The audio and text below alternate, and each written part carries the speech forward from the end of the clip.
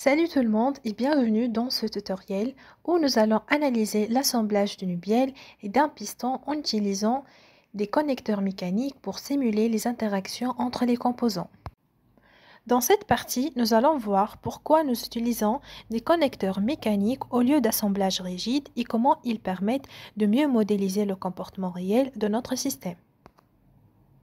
Donc, pourquoi utiliser des connecteurs mécaniques? Dans une simulation classique, on pourrait utiliser des liaisons rigides pour assembler les composants. Cependant, ces liaisons ne prennent pas en compte certains effets physiques importants, comme la déformation locale des pièces sous charge, le glissement et le jeu entre les éléments et la distribution réelle des forces dans les points d'attache. Commençons par exclure ces corps volumiques de l'analyse statique.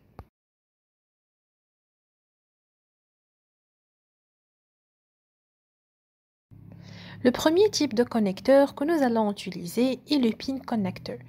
Il est particulièrement adapté aux assemblages rotulés comme ici, où la bielle pivote autour du piston. Nous définissons les propriétés suivantes pour ce connecteur. Limite la translation et la rotation, ce qui signifie que les pièces restent attachées mais peuvent pivoter autour de l'axe.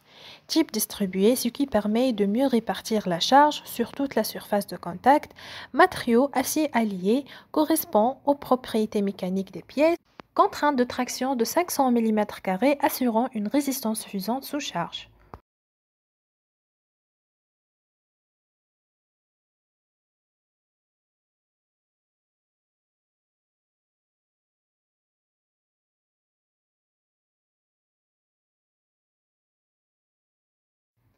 Passons maintenant aux boulons, qui sont utilisés pour assembler les deux parties de la bielle. Donc, dans la réalité, les boulons subissent une force de traction lorsqu'ils sont serrés, des efforts de cisaillement dus aux charges appliquées sur la bielle, des effets de frottement qui influencent leur tenue mécanique.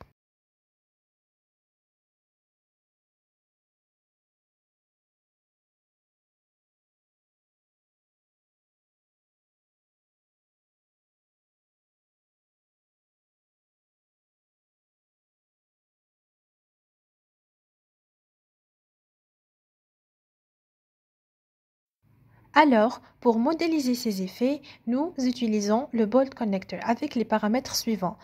Boulon standard avec écrou, ce qui permet une fixation classique, type distribué pour une meilleure répartition des forces. Le matériau, c'est un acier allié assurant une bonne résistance.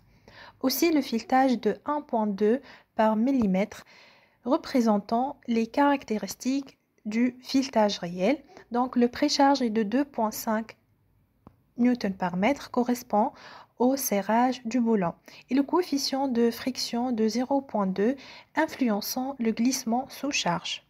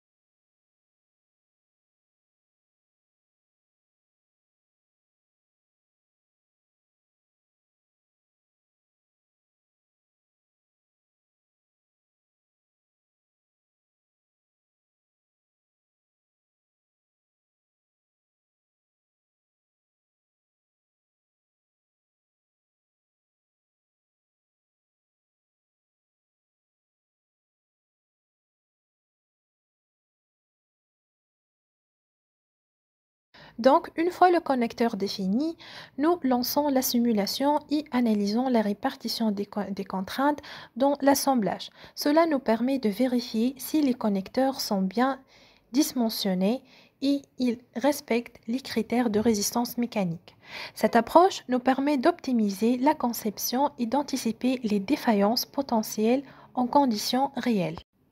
Merci beaucoup d'avoir suivi cette présentation et à très bientôt pour de nouvelles tutos.